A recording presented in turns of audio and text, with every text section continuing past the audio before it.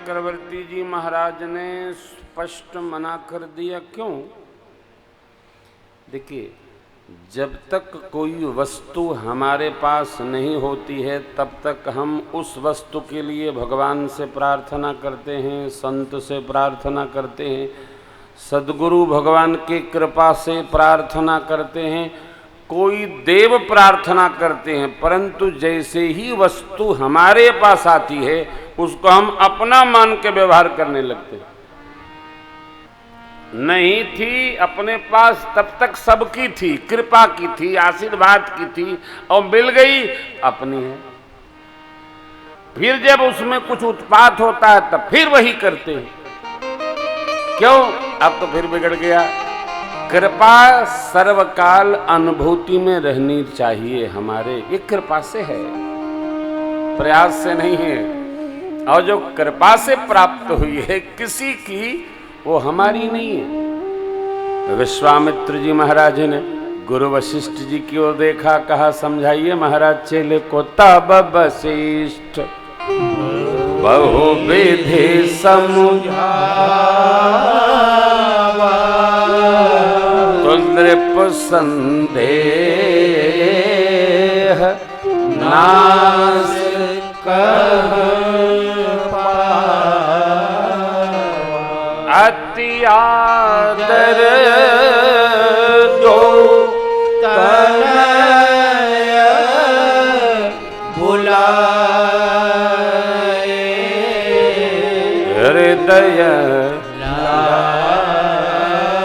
बहु भांति सिखाए। गुरु वशिष्ठ भगवान ने चक्रवर्ती जी महाराज से कहा, राजन, यज्ञ नारायण की कृपा से आपको पुत्र प्राप्त हुए हैं। महर्षि विश्वामित्र जी महाराज यज्ञ रक्षार्थ इनको लेने आए हैं, अस्तु आप विदा करिए। जो धनुर्विद्या है इसका पावन प्रसंग प्रारंभ होता है यजुर्वेद से। देखिए, चारों वेदों में इनके 4 उपांग हैं, उपवेद हैं।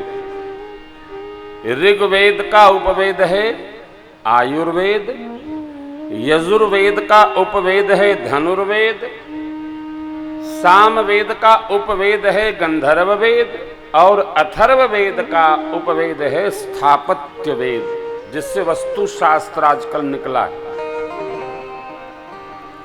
तो गुरु वशिष्ठ भगवान ने कहा, राजन,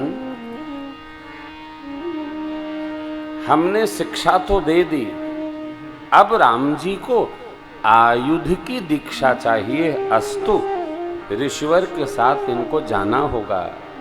अयोध्या जी में वैसी रचना नहीं है जहां धनुर्वेद का अभ्यास हो सके। अस्तु, विदा करिए।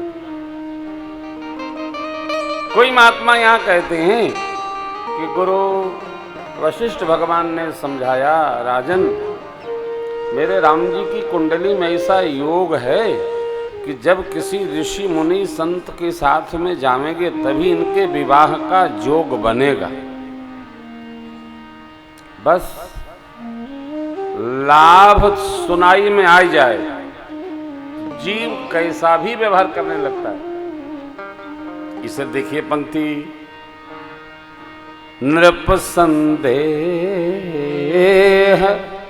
नास कह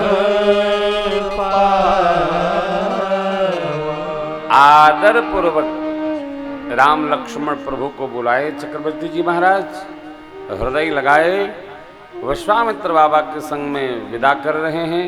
लेकिन कहे क्या, मेरे प्राण नाथ सुत दो, तुम मुनि पिता को सौंपे भो परिशह सुत, बहुविधि दे असी,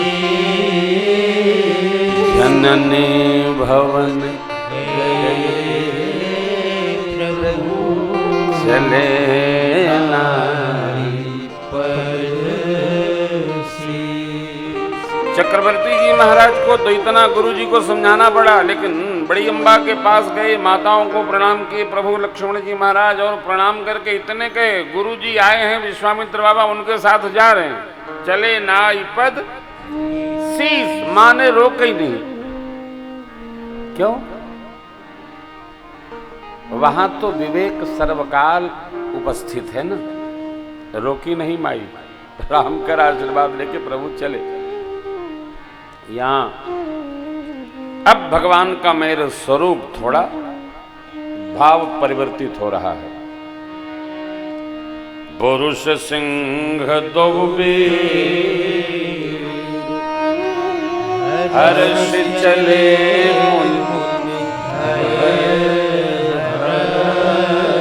कृपा सिंधु मति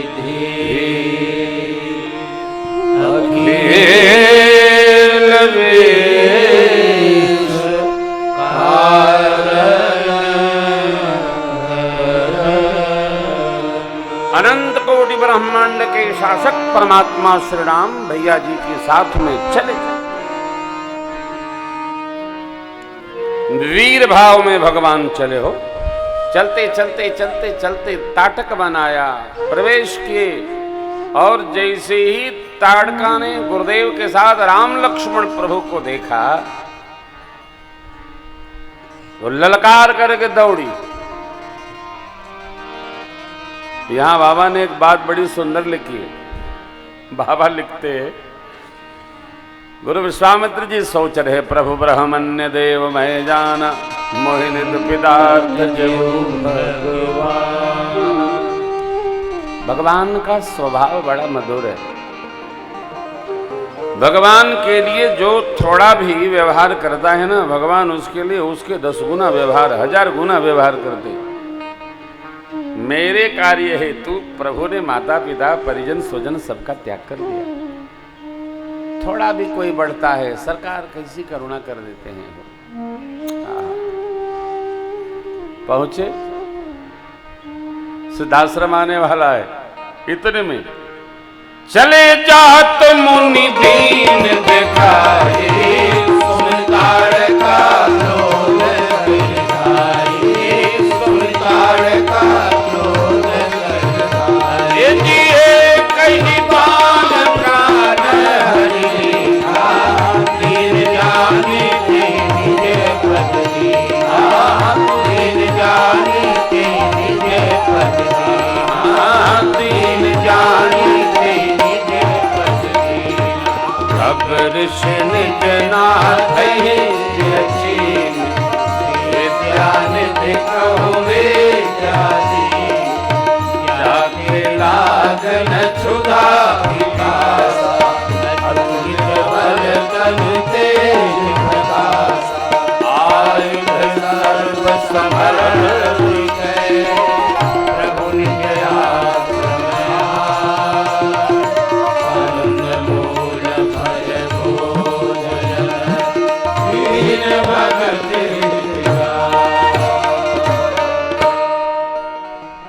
बला अतिबला नामक विद्या गुरु विश्वामित्र जी ने राम लक्ष्मण प्रभु को भेंट कर दी, और मार्ग में ही बैठकर अपने पावन कमंडलू के जल से ससंकल्पित जितने आयुध एकत्र किए थे तब पूर्वक सब राम जी को अर्पित कर दिए। श्री रामार्पणमस्तु। तो आप योग्य अधिकारी मिले, सौंपिए, चलिए, तनाव मुक्त होइए। गुरु विश्वामित्र जी ने साफ सौंप दिया हो।